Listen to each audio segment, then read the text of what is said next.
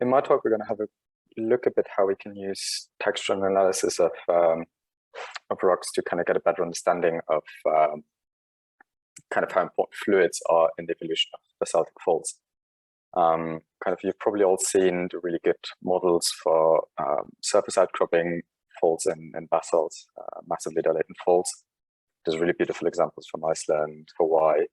But the problem is, as we go deeper into the area, that we would probably be targeting for things like carbon storage or geothermal energy extraction.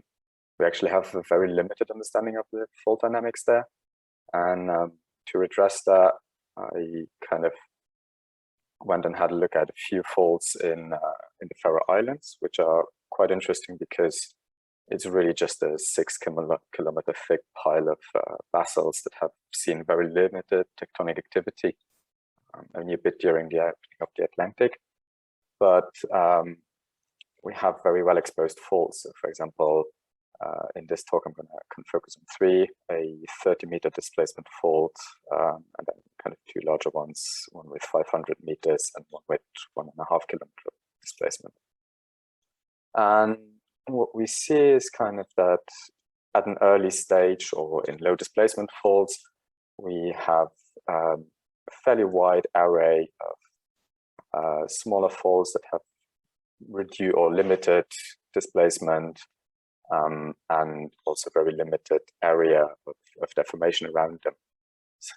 So as you can see in the thin section here, kind of we go from unaltered, undamaged host rock through more brecciated material till we eventually get into a fully developed cataclysite in the principal slip surface of this strand here, for example.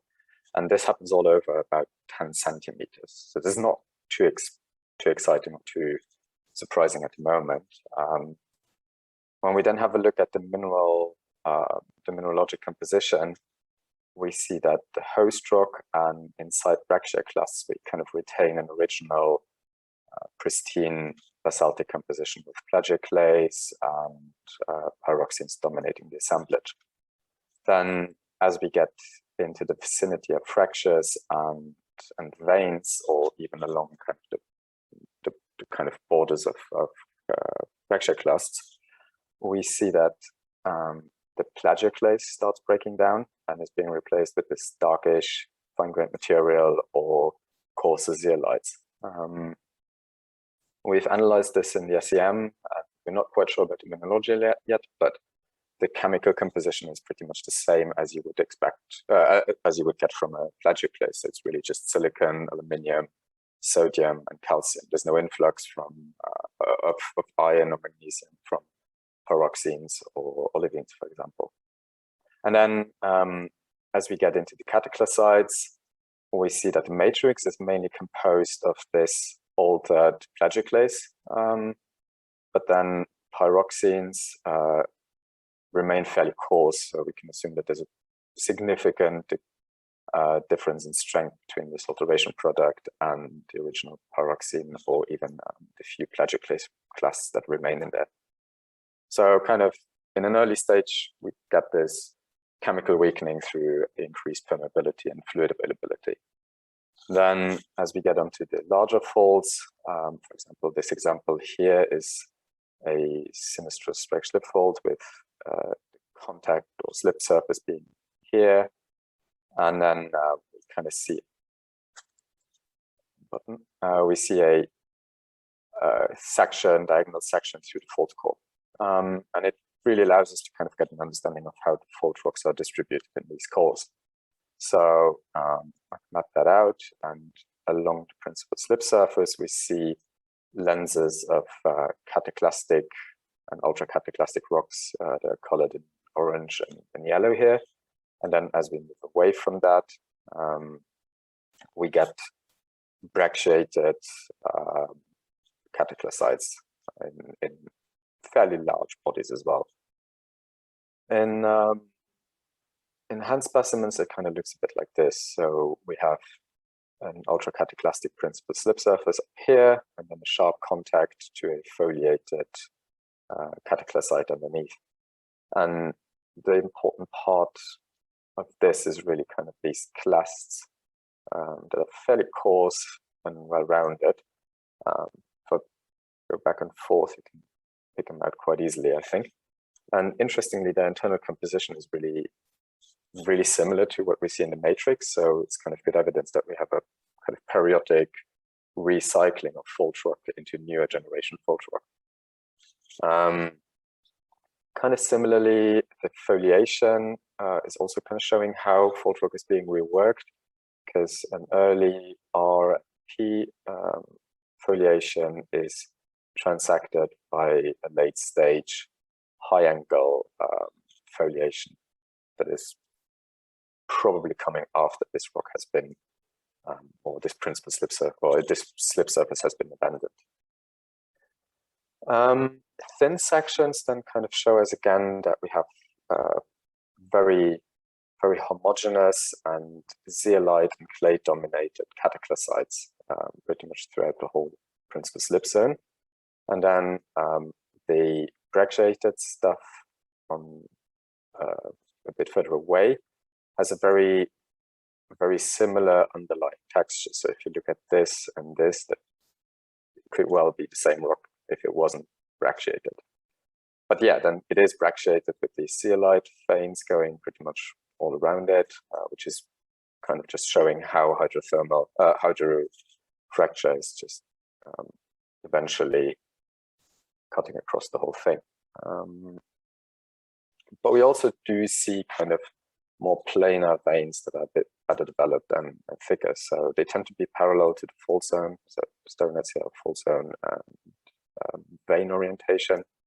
And we get really thick bodies of kind of stacked zeolite and calcite veins in the principal slip zone. And they also have really well developed silicon sites on their contacts, either between different veins or between vein and host and fault rock.